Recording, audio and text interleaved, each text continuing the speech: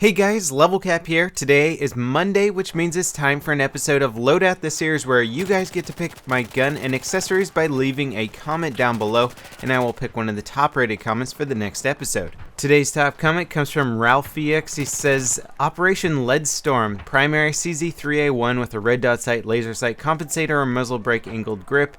Secondary is a G18 with any sight, laser sight, compensator, grenades, V40 minis, gadgets, the SRA, and M2 Slam. This kit is all about mobility and sending a hell of a lot of lead down range. Use the FGM 172 SRA to snipe enemies who are too far away. V40 minis allow you to pressure enemies out of hiding spots and into your wall of lead. Have fun. Now, one thing I kind of goofed up with a little is I read SRA and then I went in game and I picked the small because, I don't know, I had a moment of dyslexia there, but I was actually able to snipe people at long range with the small nonetheless. It's actually a very fast firing and accurate rocket launcher. Now, as for the primary, the CZ-3A1, this gun fires 1,000 rounds per minute. It's absolutely insane. It's the highest damage per second engineer PDW available. And the more I'm using PDWs, the more I'm liking them. Sure, they're not great for anything beyond close range, really. Medium range, you can get kills in a pinch. But just close quarters, they're crazy good, and I think a lot of people are going to start realizing the power of these weapons, especially on domination style maps here.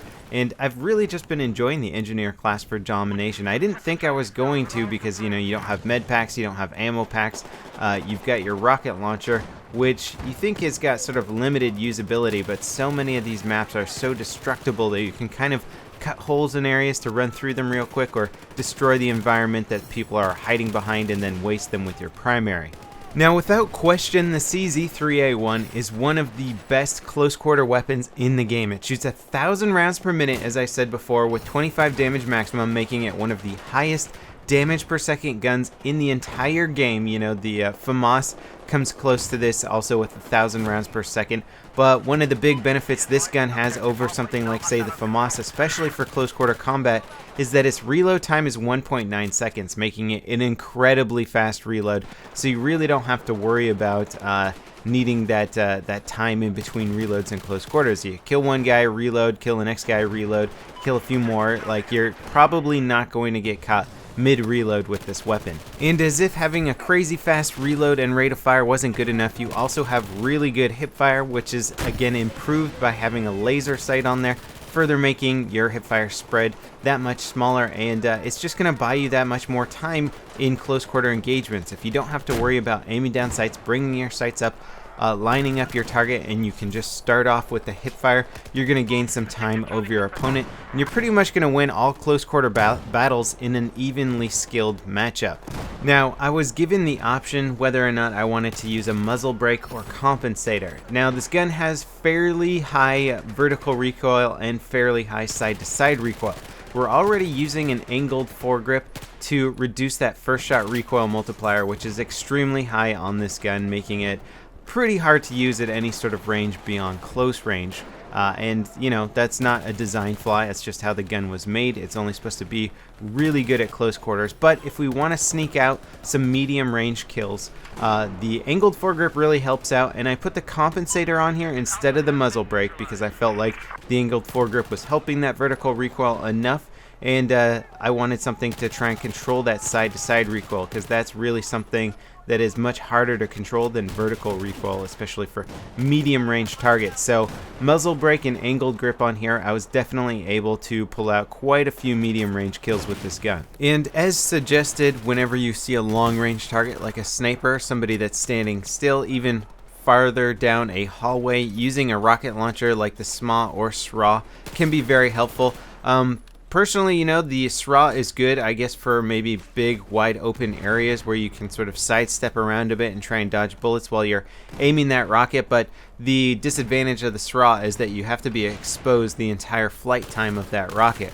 The SMA, when you fire that thing, you can shoot it around a corner, duck back, and just wait to see the kill feed. And you don't have to have yourself exposed the entire flight time of the rocket, and personally, I prefer that. But if we're talking about larger maps, maybe more vehicle-oriented maps, maybe maps with helicopters and stuff like that, the SRA can have its benefits because it is a wire-guided missile. Now, I freaking love the CZ-3A1. I really do think it is one of the best PDWs out there. It's just such an absolute death machine in close quarters.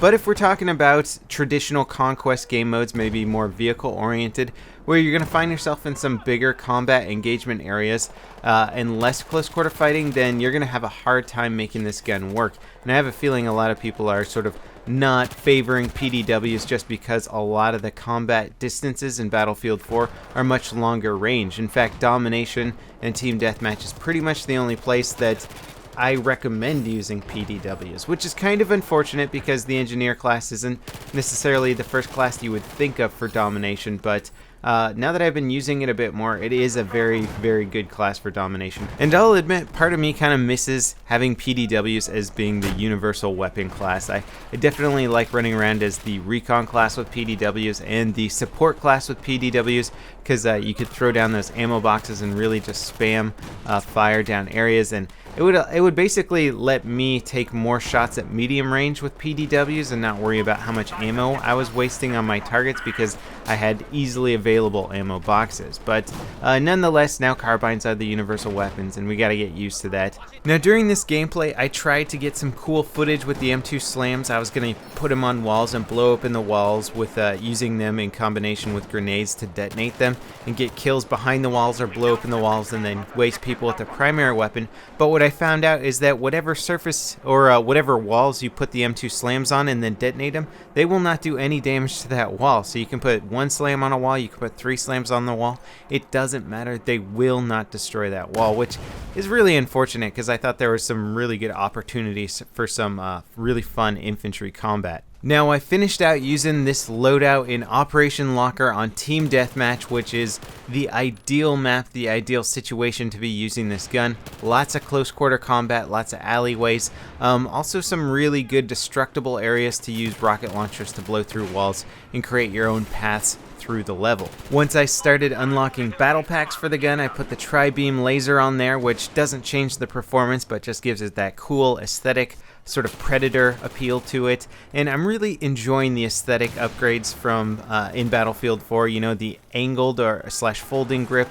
You can choose between the attachments, whichever ones you think makes the gun look cooler but still have the exact same performance, and I'm enjoying that aspect to it. Obviously I've got the Cobra Sight here, and picking from any of the red dot sights now, I think the Cobra really is my favorite. A lot of people like the Coyote sight. It's a very good sight, but I just like the basically the saturation of the actual aimer in the center of the screen, because I keep losing the dot on the Coyote sight in like really intense combat situations, especially with all the grenade spam now, because this loadout does have the V40 minis, and most people who unlock the V40 minis just start using the V40 minis because you get 3 of them and they're extremely good. So there's tons of grenade spam, and just with all that orangey fiery explosions all over the place, it's very easy to use a small dot, lose a small dot in the center of a Coyote sight. I've also become quite a big fan of the adaptive camo on the guns, although camouflage in Battlefield doesn't really do all that much because of the spotting feature on hardcore. I'm sure it's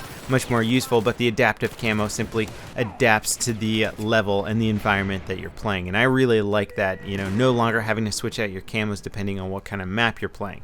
So that pretty much wraps it up for this episode of Loadout. I hope you guys enjoyed it. Don't forget to leave your comments down below, letting me know what kind of weapon you'd like me to run with for the next episode, and I'll see you guys next time. This is LevelCap, signing off.